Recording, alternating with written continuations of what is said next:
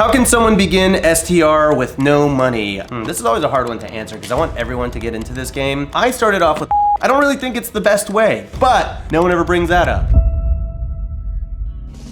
It's been a while since I've done one of these where I answer all of your burning short-term rental, real estate, entrepreneurship questions. It's exactly what we're gonna be talking about on today's episode of Rob Built. We're gonna be talking about my favorite smart locks, how I manage so many short-term rentals. We're also gonna be talking about some of my favorite markets to invest in. Did I say that weird? My favorite markets to be investing in.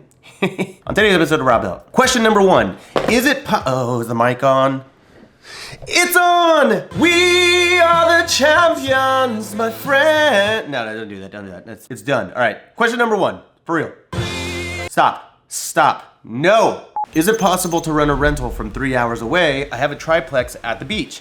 Yes, obviously it's very, very possible. If you want to feel better about yourself for your first investment, I always say you should invest in your backyard. This would be anywhere from like 1 to 2 hours away from your property. But at the end of the day, you have to ask yourself, who, not how? Who is gonna fix things at my property? Who is gonna clean it? Not how am I gonna fix things? How am I gonna maintain it? How am I gonna clean it? It's not about you doing the work. It's about you hiring a team of people, boots on the ground as we like to call them, that can basically run your investments from afar. You need your cleaning team. These are the people that are gonna clean your property. You need a handyman, someone who's gonna fix or maintain things like leaky toilets or changing out light bulbs. You'll need a landscaper, someone to cut your grass. You're gonna need a pool person to come and maintain your pool or your hot tub. And you're also gonna need a pest control person to come and kill roaches and bugs and get rid of mice and all that stuff. And this is the one that you don't wanna skip on. I have seen it all at this point in my short-term rental career. Next, which property is your favorite? Okay, so we'll get to this one. I'll tell you which property is my favorite and makes the most money.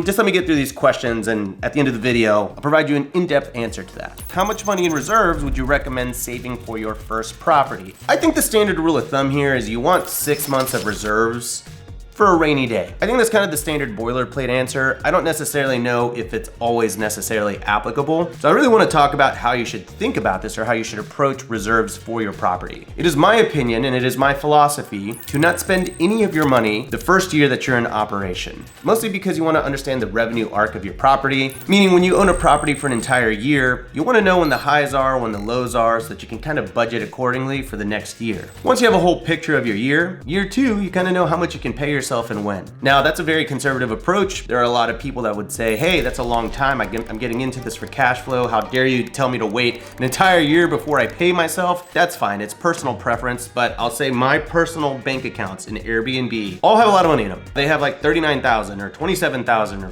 $45,000. I have just never been one to really pay myself heavily from Airbnbs. I let it stack so that when there's an emergency $3,000, $4,000, $5,000 repair, I've got it. And then when I feel like I have a lot of money in that bank account, take it out and I reinvest it into another property, which is pretty much why I always advocate to figure out other ways to make money outside of real estate and use your real estate money to build more real estate. One more little thing here. I would say have enough reserves to get you through a slow season if you are buying a property in the slow season. Great example of this is a beach home. In beach markets, you are gonna be making a ton of money from May to basically August, September. September through April, it's gonna be a dead season. So if you're closing on a beach property in September, you're gonna want reserves to get you from September through May, because you're not really gonna start making money until June, July, August, and all that stuff. So I would always sort of plan accordingly for your slow season and make sure you have enough reserves to get you through whatever the slow season is for your respective listing. Hopefully that helps. How do I find a talented muralist for my short-term rentals in the Great Smokies? Well, I'm sure there are muralists in the Smoky Mountains. I don't know if you're gonna find what you're looking for there. You may have to hire someone from around the country and fly them out to your property, but I would say go to local Facebook groups. There are a ton of Smoky Mountain Facebook groups out there. Post, ask for recommendations. You should get recommendations from there, and you'll also be able to see the work that's been done from that group of hosts. Now, if you want to completely redesign your listing, you can always hire Funkit Interiors, which is my interior design company that specializes in Airbnbs, and we will mural the heck out of your property. We don't just do murals, we do the whole entire experience, but, come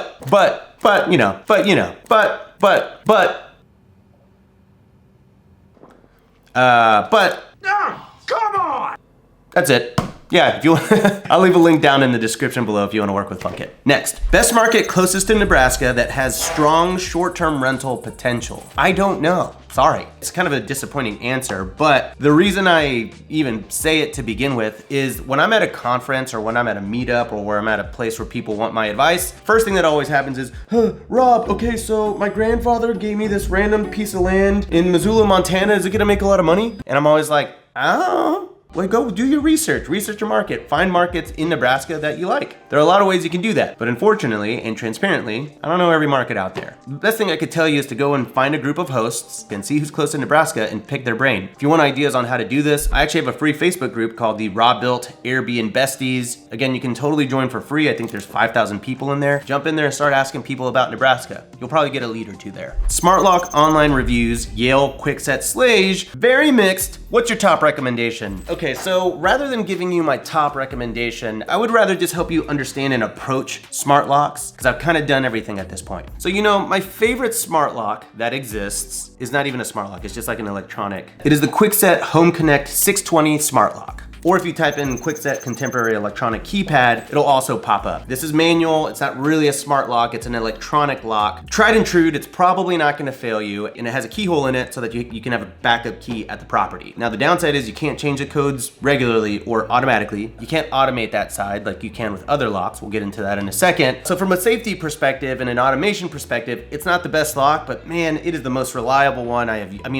bought 20, 30 of those at this point over the course of like my entire life. If you want the manual, pretty solid lock, that's the one. Number two, I've used the Yale Nest locks. They're kind of the little oval guys. We'll show a photo right here. These are great. These are actual smart locks with an app. You can't control them from your phone. Here's the huge downside of them. They don't have a keyhole. You can't stick a key in there to open it. Meaning, if the battery dies, you have to get like a 9-volt battery, stick it in the bottom, wait for it to charge, and then it unlocks. But even then, that doesn't always work. Sometimes the doorknob is really close and you can't actually get the 9-volt in there. Sometimes the sun beats so hard down on it that it actually shuts down and it breaks things. They're the most aesthetic lock in my opinion, but you never want a lock at your Airbnbs that are deadbolts without a keyhole.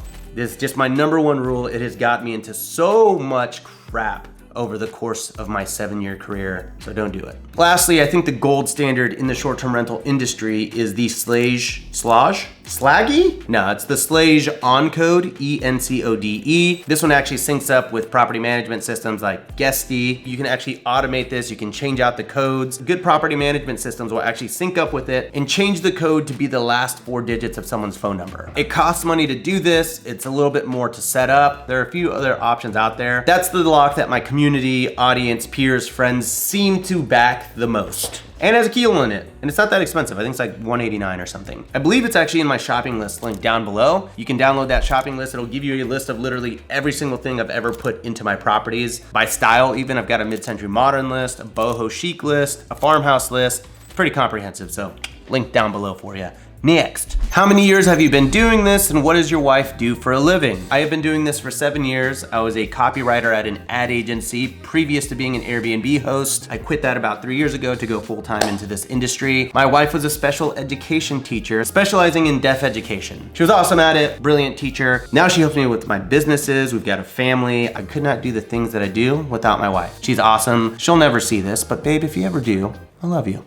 This is a deep one. Okay, do you ever worry you won't know when to quit and the point of all of this will be lost? Thanks for the simple softball question on that one. Do I worry that I won't know when to quit? Oh man, that's not really what I was expecting to get into today. I would say this, I am probably closer than you think in a lot of ways. I've been thinking about this quite a bit. I haven't really talked about this on the channel too much, but I am changing HOSC, my short-term rental mentorship program, to be a much bigger machine and vehicle in the short-term rental space. How much can I really say about this without spilling too many beans?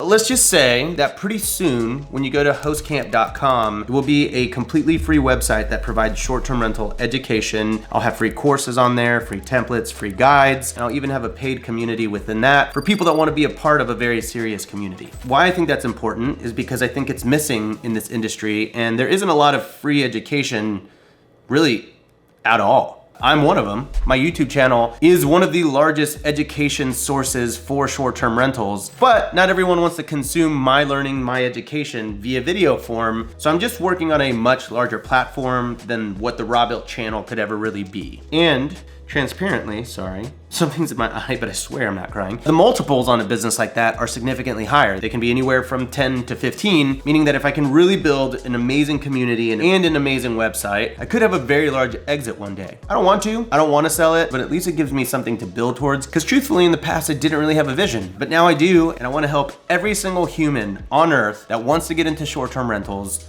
for free. That's my goal. When I'm gonna quit, I don't know, but I really like doing this. I love being a part of changing someone's life. I get messages and DMs and emails about it every single day, and it's touching. It really is. It fills me up. It fills thy cup. There you go. Probably too long of an answer, but I take issue with the amount of people that gatekeep information in this industry. Now, granted, I do have a mentorship program. A lot of people know this. A lot of people are in it, but that's more coaching in community. But the actual teaching of Airbnb, the 101, the playbooks, I give it all away for free on YouTube. I can confidently say that of all the short-term rental educators and content creators out there, I give the most away for free. I have never held anything back. I've never been a buy my course and I'll tell you the rest kind of guy. And I'm gonna double down on that here pretty soon. Get ready because it's gonna be freaking awesome. If you want an update on when all of that is gonna officially launch, I'll leave a newsletter sign up at the top of my description. Click on that. You'll automatically make it into my newsletter waitlist and I'll keep you updated. Next,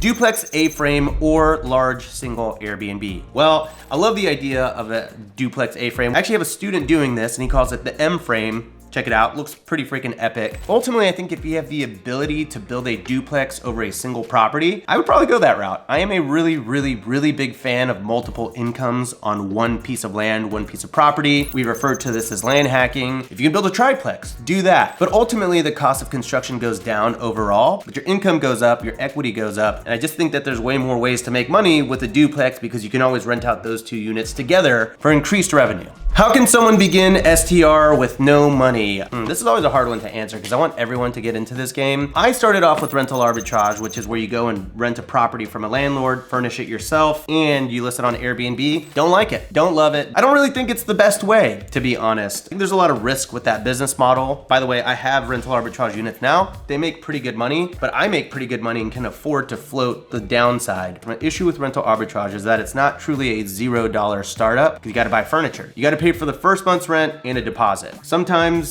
maybe you can negotiate your way out of that. You still gotta spend $10,000, $15,000, $20,000 on furniture. I don't really like the TikTok, Instagram ads that are like, you can start with $0 and you have business credit, but I don't really buy any of it. Is it possible? Sure. I just don't really like this whole like 18-year-old dude that has no money, maxes out a credit card to start an arbitrage business. And I'm pretty much gonna stand by that forever. I am a big fan of co-hosting. Co-hosting is when you manage someone's property on their behalf and charge a management fee on the gross bookings. So if you manage someone's property, let's say you charge a 20% management fee, that property grosses $5,000 a month, your 20% of that would be $1,000. Why I like this business model more is because if that property makes $0 that month, you make $0. If it makes $5,000, you make $1,000. With rental arbitrage, you have to cover the rent first before you ever make a profit. Let me tell you, you probably will make more money with an arbitrage unit if you do it right, but I just think that the risk is too big. Lots of arguments to this. People would say, well, how are you gonna ever get a landlord to trust you to manage the property if you don't have any experience? Blah, blah, blah. That's the main thing I hear anti-co-hosting people say, but I would say that the argument is pretty similar on why would a landlord trust you, an Airbnb investor who has no experience managing properties, why would they trust you to rental arbitrage their place, furnish it, take care of it, and then run that as a business? I mean, it's kind of the same if you ask me, but no one ever brings that up. But to be fair, I do think that's easier probably than convincing a landlord to co-host, but I think that usually when that happens it's because the person pitching the landlord is lying through their teeth, saying that they have a ton of experience. So there's my long convoluted answer. Now we'll say if you have low money, you can get into a property using creative finance, but even then you would still need money for all the furnishing, the down payments, reserves, and all that good stuff. If you wanna learn more about creative financing, I have a case study down in my description below that kind of breaks down how it all works. But don't watch it thinking, oh, I don't need money to do it. You do need money to buy a house. That's gonna be pretty unavoidable. Best place in Texas to invest in an Airbnb that doesn't have heavy hurricanes. Austin, Texas. Big fan of Austin, Texas. Yeah, I mean, I'm in the Houston market now. We did deal with hurricanes. It wasn't that bad, but it was more annoying than it should have been because I did have to buy a new fence and tree came down and I had to go and actually, I was with my dad today putting new roof shingles on it. Yeah, probably not Houston if you want to avoid hurricanes altogether. Austin's great though. Ooh, this is the gimme. What are some things you think we'll learn at your short-term rental conference? Well, thank you very much for that. In this industry, that's what we call a softball.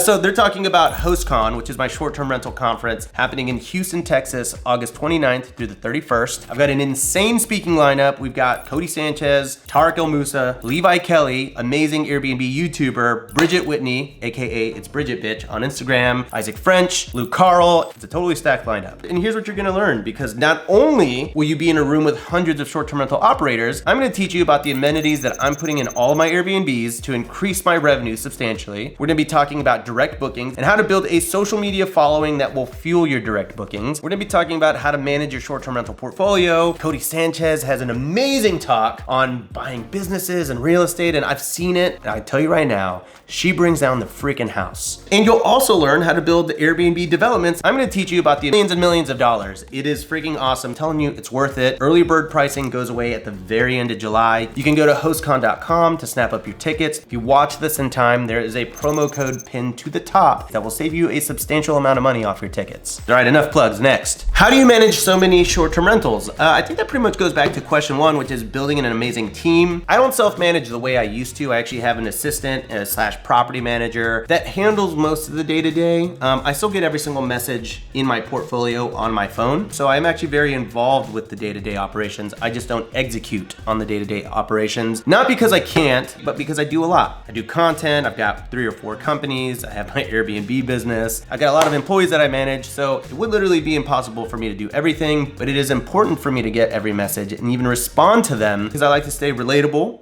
I hope, transparent, authentic when I talk about this stuff on YouTube. And I don't know if you can say that about everyone. I see a lot of people out there saying hire property managers and automate every aspect and blah, blah, blah. I think that's fine. I think at scale, you kind of have to do that. I choose not to because I don't want to be rusty. I want to be on my game and I want to be able to answer literally any question that you have for me. There's never been a question that I've been asked that I'm like, I don't know. I don't really handle that anymore because I know my business inside and out. Okay, last question. Which property is your fave? It's actually this property, and I did a whole video of launching, renovating, and putting this Airbnb together. So go watch that because it's my best video of the year.